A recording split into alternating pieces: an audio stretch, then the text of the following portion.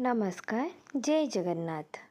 हनुमान चालीसा संकल्पर तृतीय दिन प्रातः 4:30 बेले उठी फूल किछि तोली नित्य योग प्राणायाम करि सारिबा परे निजर नित्यकर्म सारिकी पूजा अर्चना करिबारे लागिली।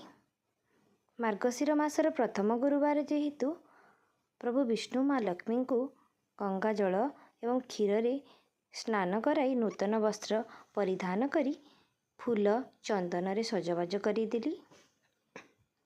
तापरे सर्वदेवादेवी एवं प्रभु श्री हनुमान को धूप दीप भोगराग दे पूजार्चना करिबारे लागिली।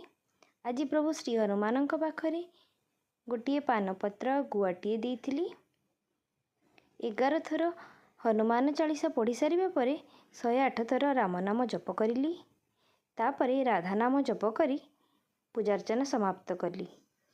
शेषरे आरती करी पूजार्चना को समाप्त कली।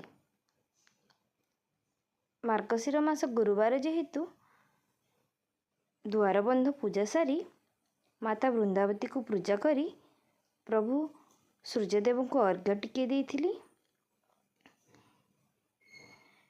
आजिर दिन आरंभ चिया सीड्स पानी आरंभ हैला। संध्यारे धूप दीप पूजा अर्चना करी गीता भागवत एवं राधा नाम जप करी आजिर तृतीय दिन को मु एमिति समाप्त कली। रहिली। नमस्कार।